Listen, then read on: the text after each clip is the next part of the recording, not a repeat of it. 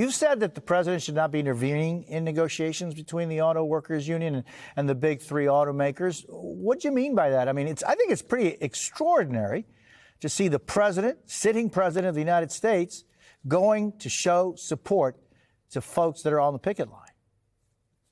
It's going to be an historical moment tomorrow. It's good to see you, and it's always good to be on with Thank you. But what you are going to witness is a historical moment for workers across the country, for a president to join them, showing them his support and solidarity during these moments.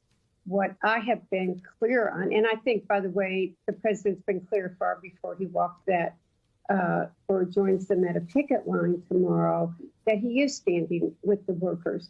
But when you get to the negotiating table, that table, this should not have people, policymakers like the president or me at it. They intervened in the railroad strike, and people have still felt some consequences from that.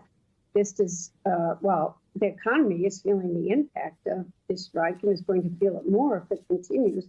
People are being reminded of the importance of the auto industry to our economy. We still are the backbone of it. These negotiations are between the workers and the companies.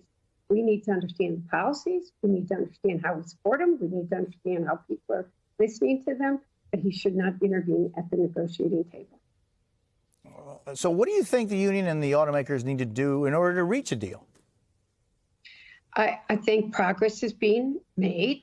I think that UAW has been very clear on things that matter to them. COLA, cost of living, which the workers lost when they supported the companies when they were facing bankruptcy in 2008 and 2009.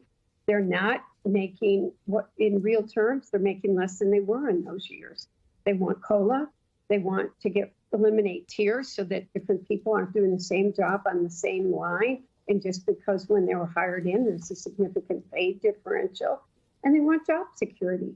So I think I think progress is being made on all sides listening to each other.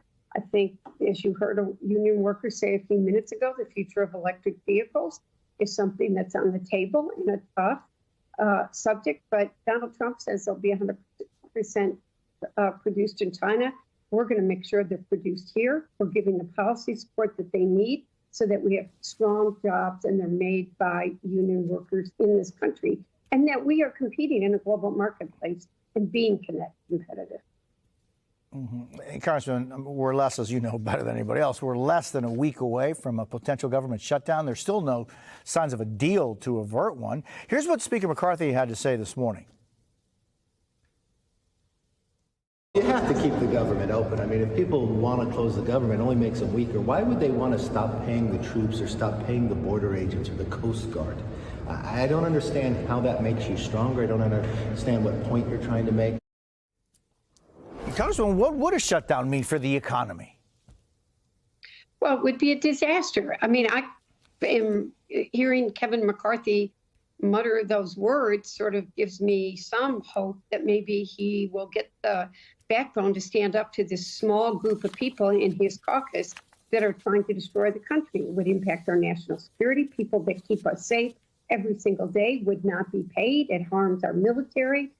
These people keep our food safe. They take care of health care, people on Medicare and Social Security, agriculture. I could go through a list. It's irresponsible. It is not the way to run the government. And as our economy is recovering, it would do significant damage to it, period. Congressman, why are we at the state we're in? Why is it that we're seeing this as almost becoming common to see the lack of possibility of progress? I worry about it. You know that I'm someone that believes that all of us have to do more listening to one another. There are people, I believe our democracy is really being challenged. I think that there are people that are deliberately trying to divide us. I think we need to listen to each other more. You know, my favorite saying is God gave us 2 ears and 1 mouth for a reason, to listen more and talk less. I was brought up to reach across the aisle, to find the common ground. Compromise wasn't a dirty word. And I hope that voters and people in communities will stand up and say they're worried about where we're going. They want to see us work together. United we stand, divided we fall.